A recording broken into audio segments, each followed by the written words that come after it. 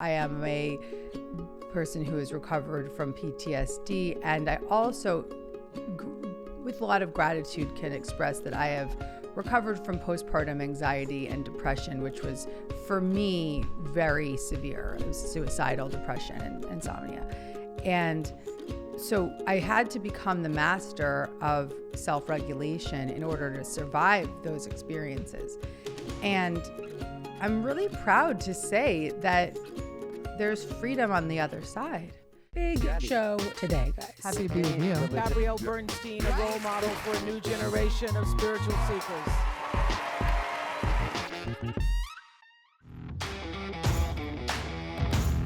So the first step is to recognize that you have that doubt and fear and get honest about it as you know.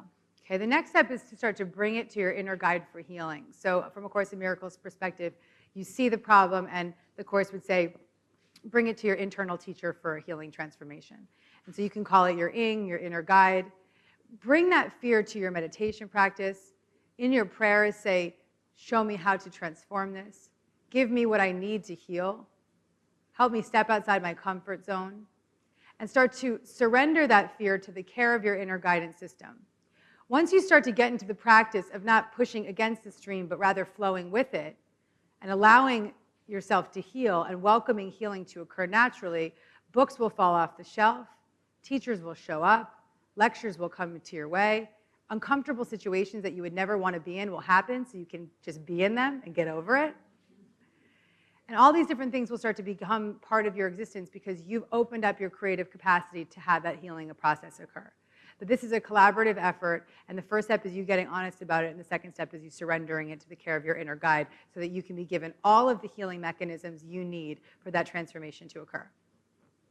And get to work. Show up for the assignments that are given to you. Don't run out the door. I would say is the best way to show up for others is to show up for yourself first, fully and completely. So right now you are recovering from COVID. You are experiencing stuff from your childhood. You are expressing that you want to heal more. That has to be your primary focus right now. So the reason that you were guided to be on Dear Gabby today is for me to tell you and give you full permission to focus on yourself first, to make your recovery and your healing your highest priority. That means don't talk about it with your family members. That means don't try to fix everybody else right now because you got to work on you first. That means restore and rebuild and take your time. The time, the distance that we have from others right now, it's a blessing in some ways because it allows us to focus on ourselves and focus on the darker experiences from the past that need to be healed. And often we don't slow down enough to do that work. So we've been forced to slow down. So are you going to take advantage of it? It sounds like you are.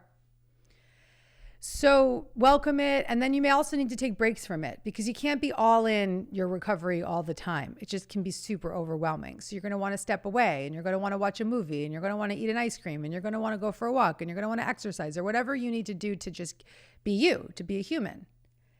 So take this time, use it wisely, give yourself full permission. That's what you're coming on this show for today, is for me to give you full permission to take care of you. And I think that it's also being okay with what is, right? It's giving yourself permission to be going through a difficult time because that is part of the process of healing. So, and to have moments of relief, to welcome the moments of right now you're here with me. We're having a beautiful conversation. You can take a deep breath. You can spend the next hour listening to Dear Gabby. I want you to lie down in your bed for the next hour. And I want you to just listen to the stories and even close your eyes and just listen to the rest of the Dear Gabby, okay? I want you to totally relax your nervous system. Just sit back and relax and just take deep breaths. And I'm really beautiful opportunity right now for you to allow that emotion to come up. Thank you. And I want you to totally just chill and let me guide you through the guidance of others and the joy in knowing that you're part of a community and the comfort in knowing that you're not alone. Let's just do a 1 minute unplugging and clearing of that electric currency, okay? So let's close our eyes for a moment wherever you are, unless you're driving, and I hope if you're driving, you're not watching. And just place your hands and your palms facing upward in your lap, and take a deep breath in. And on the exhale, let that breath go. And identify the areas of your body where you feel that electric current. And maybe for you, you may be like me, where that electric current is moving from your toes all the way up through your crown, and you feel it just like this frequency, okay? And now I want you to take a deep breath in and breathe into that energetic currency. And on the exhale, let it go. And now hold the vision of the cord of an electric cord at the top of your head poking out, and then another cord that actually would attach to it. So it's almost like the two cords are attaching. And the cord that's attaching above is actually, as you take a deep breath in, pulling all that electric energy out of your body. And on the exhale, let it go and see it just disseminate out into the ether, just being cleansed, being cleared, being transmuted and recycled. And take one more deep breath in and feel that energy going up all the way through your body into the other cord. And on the exhale, see it being sent out, transformed, transmuted, and recycled. And one more deep breath in, see all that electric energy moving all the way up through your toes, all the way up through your body, from this cord of your body up into the other cord, and then being extended out into the ether for a recycled cleansing and healing. And take one last deep breath in and release. And when you're ready, open your eyes.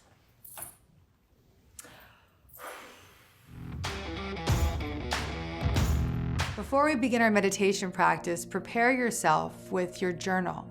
Have your journal by your side, because some of these meditations I will ask you to free write following your practice. Sit comfortably, cross-legged on the floor or in a chair.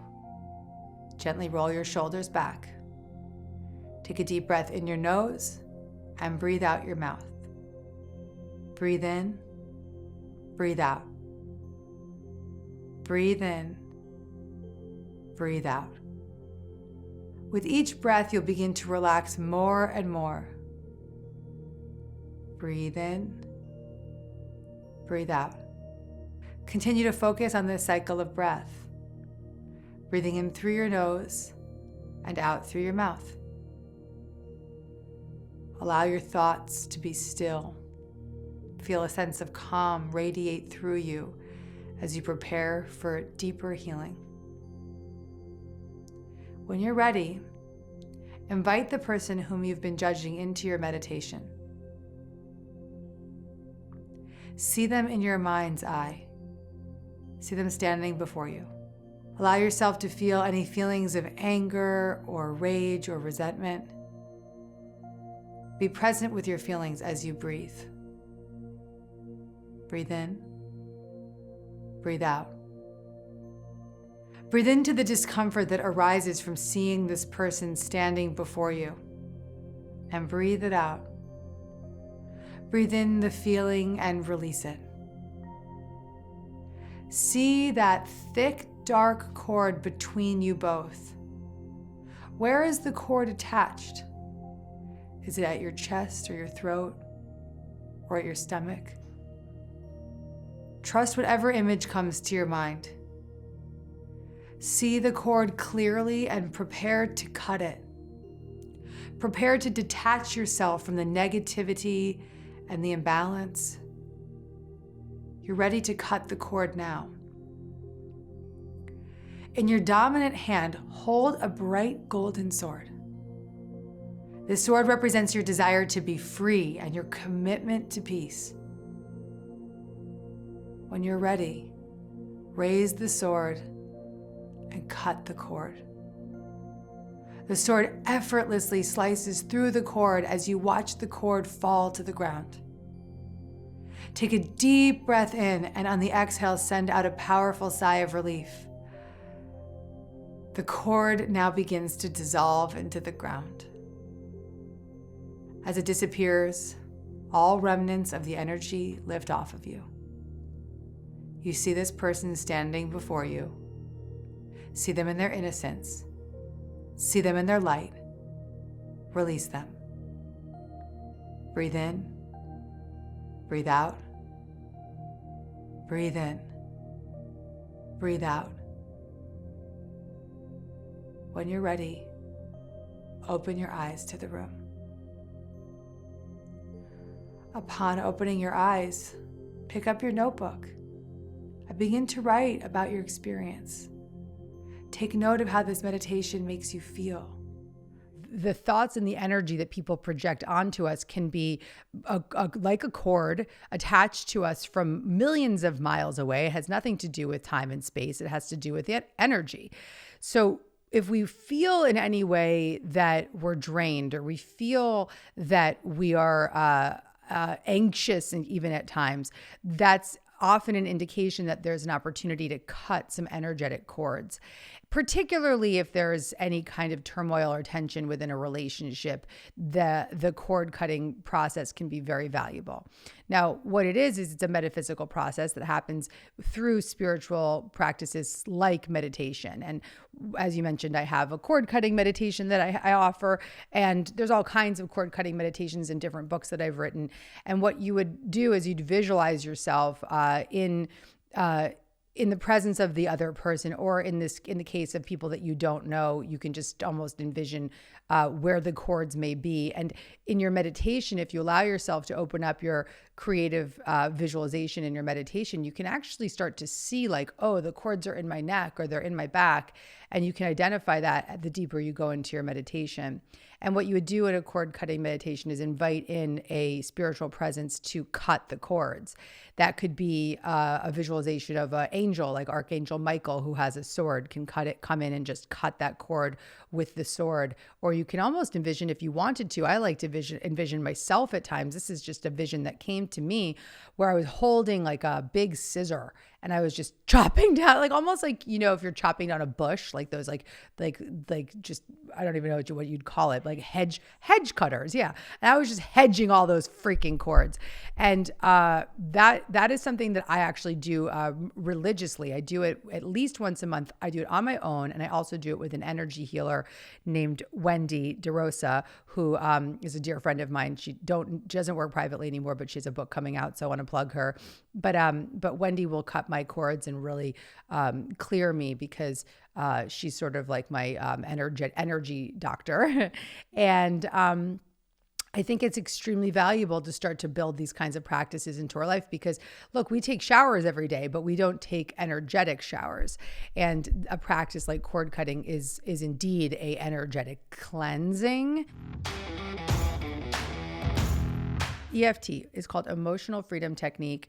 It is a practice that in many ways has saved me and helped me through PTSD, helped me through the recollection of dissociated trauma and remembrance of trauma.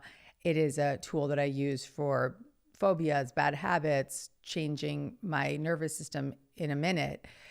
It is similar to EMDR. If someone has heard of EMDR, eye movement desensitization and reprocessing, that's a therapeutic process that you would need to do with a trained EMDR specialist. But what's so fabulous about EFT, Emotional Freedom Technique, otherwise known as tapping, what's so valuable about it is that you can do it for yourself. It's very helpful in the beginning to do it led by a video on YouTube or my friends at the Tapping Solution or one of my free videos of tapping. It's very helpful to have that person leading you. But once you get the hang of it, you can be self-taught and you can start to tap on your own. The actual process is quite simple. It's just the value of having a guide through a free resource on YouTube, like Brad Yates or someone like that. The helpful benefit of that is that there's a container that you're being held in, rather than taking yourself into like an emotional disturbance that you shouldn't necessarily be going into. So what happens is you tap on these different energy meridians, the karate chop point, the eyebrow, the side of the eye, under the nose, the chin, the collarbone, and under the arm, right on the bra line. And you tap in this cycle. It doesn't matter what side, you could tap both sides, but you have to go in that cycle. And as you tap on these different energy meridians, you are stimulating the vagus nerve to help you regulate out of that sympathetic state into a parasympathetic state. You're calming your nervous system. You're also really sending a message to the amygdala, the fight-flight response, that it's safe to settle. It's safe to step back, step aside. And in that more resourced place where we're not in that heightened level of hyperarousal and fight and flight, we can begin to allow our nervous system to process unresolved energetic disturbances. So an unresolved energetic disturbance could be something as minor as my son had a tantrum this morning and I'm annoyed by it, to I'm resolving a PTSD. It doesn't mean that the tantrum might clear a lot faster than the PTSD, but you will get relief in the moment from both with EFT. Most of the time, 90% of the time, I think you'll get relief. And when you practice EFT, you actually identify what's the most pressing issue. And so let's say it's someone that's struggling with PTSD, but they don't want to talk about the trauma. They can just tap on the most pressing issue, that they have gut issues, like their stomach is messed up. Their stomach might be messed up because of the trauma. So just tapping on the stomach, that being the most pressing issue in the moment, actually is working on the trauma. Resolving whatever is right in front of you is also resolving what is behind you. And so it's so cool. Like, you don't have to get into the story. You don't have to remember anything. You don't have to dig stuff up. You can just allow yourself to tap and talk about the disturbance, guide yourself to have a emotional release, and then begin in the second round to tap on more regulating thoughts and more centering, grounding perspectives. It's something that we could do together today to just experience it. And tapping is one of the most powerful techniques for anyone who is devoted and committed to feeling better and wants a fast solution that they can turn to and use on their own when they're in need. I think tapping is a beautiful resource for people in recovery, because most people who have dealt with addiction are traumatized. Trauma is, I believe, the root cause of addiction. So those of us who are clean and sober can really use a resource like tapping, and it will be very beneficial along that sober recovery journey.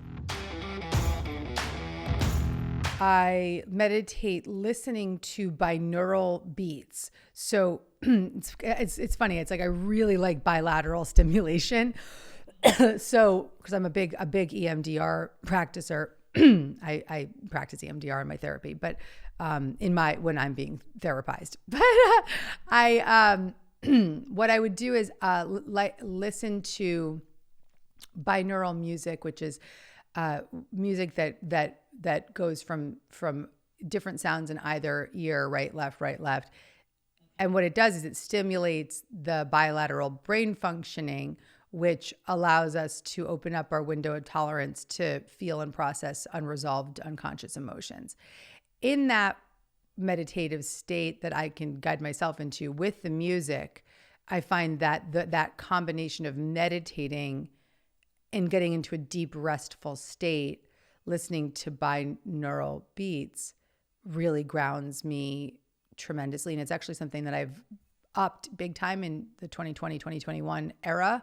I do 40 minutes a day of meditating with the bilateral music. And I have been really grounded and safe as a result of using that practice. I think that I have mastered the art of self-regulation because I am a survivor of trauma. I am a person who has recovered from PTSD. And I also, with a lot of gratitude, can express that I have recovered from postpartum anxiety and depression, which was, for me, very severe. It was suicidal depression and insomnia.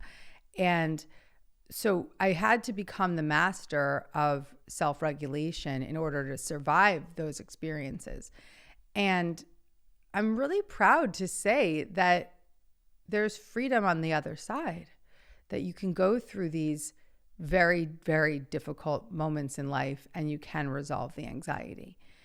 But it's no small thing.